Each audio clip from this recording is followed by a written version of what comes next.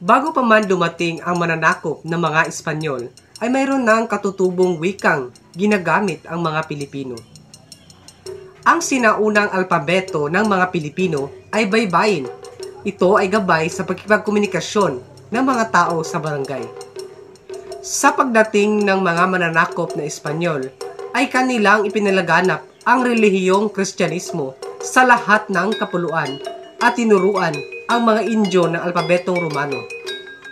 Inalis ang paganong paniniwala sa mga katutubo at binago ang lahat ng aspeto sa buhay ng mga Pilipino.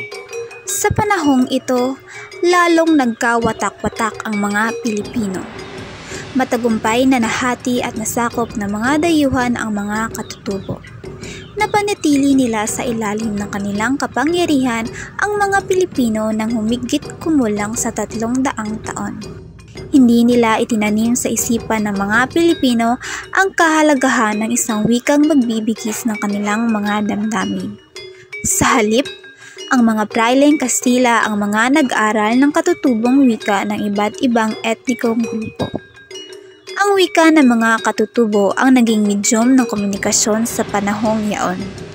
Ang naturang wika ang siyang ginamit ng mga praileng Kastila sa pakikipag-ugnayan at pakikipagtalastasan sa mga katutubong Pilipino.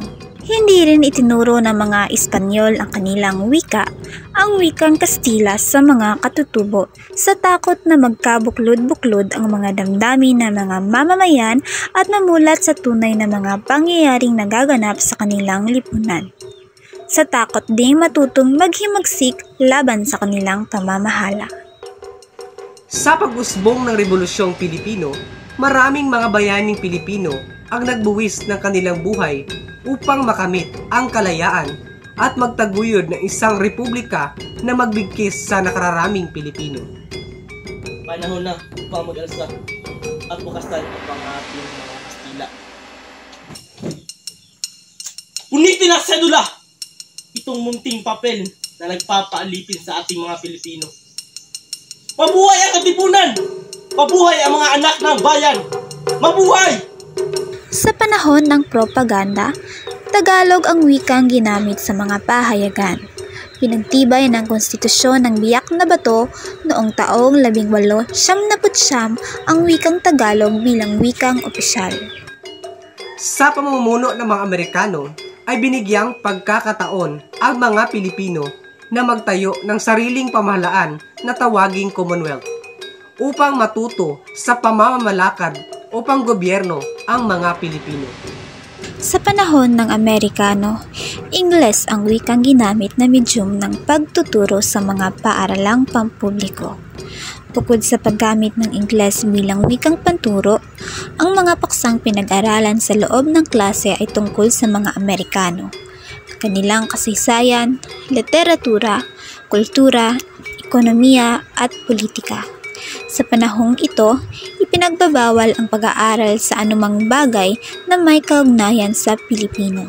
Maraming mga Pilipino ang hindi nagkakaintindihan dahil sa iba't ibang wika ang ginagamit ng iba't ibang etnolinguistikong grupo. So nararapat na bumuo tayo at magsagawa ng hakbang upang makamit ang pagkakaisa at iisang wika sa Pilipinas. Nabanaagan ng tagumpay ang mga nagmalasakit sa sariling wika nang magmungkahi ang grupo ni Lope K. Santos na ang wikang pabansa ay dapat ibabatay sa isa sa mga umiiral na wikain sa Pilipinas. Ang mungkahing ito ay sinusuga naman ni Ginoong Manuel L. Quezon na sa panahong yaon ay presidente ng Commonwealth ng Pilipinas. Ang pagsusog na ginawa ng Pangulo sa nasabing mungkahi ay nakasaad sa probisyon sa Artikulo 14 ng Konstitusyon ng Pilipinas ng taong 1935 na nagsasabing Ang Kongreso ay gagawa ng hakbang tungo sa pagpapaunlad at pagpapatibay ng isang wikang pabansa na batay sa isa sa mga umiiral na wikang katutubo.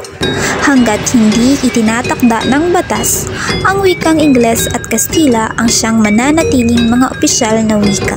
Pinagtibay ng Asambleya ng Commonwealth ng Pilipinas ang Batas Commonwealth bilang 184 na nagtatatag ng isang surian ng wikang pabansa na ang tanging gawain ay ang pag-aaral ng mga wikang pangunahing ginagamit sa Pilipinas at pumili ng isang panlahat na wikang pabansa batay sa isa sa pinakamaunlad na umiiral ng katutubong wika ayon sa balangkas, mekanismo at panitikan na tinatanggap at sinasalita ng nakararaming Pilipino. Ang mga miyembrong naatasan ng surian upang magsagawa ng pag-aaral ay binubuo ni Jamie C. De Vera na tagapangulo at kumakatawan sa Samar, si Cecilio Lopez na isang kalihim at kumakatawan sa rehiyong Tagalog at ang mga kagawad na sina Santiago A. Fonasier na isang Ilocano, Filimon Soto na isang Cebuano, Felix Salas Rodriguez na isang Hiligaynon, si Haji Batu na isang Muslim at si Casimiro F. Perfecto na isang Bicolano.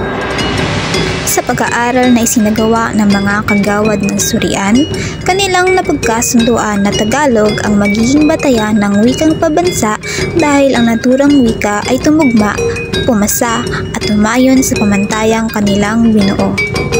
Ang ilang pamantayang nabuo ng lupo na nasasabing maihahanay ang Tagalog sa standard nito ay tulad ng ang wikang pipiliin ay wika ng sentro ng pamahalaan, wika ng sentro ng edukasyon, sentro ng kalakalan at wika ng pinakamarami at pinakadakilang nasusulat na panitikan.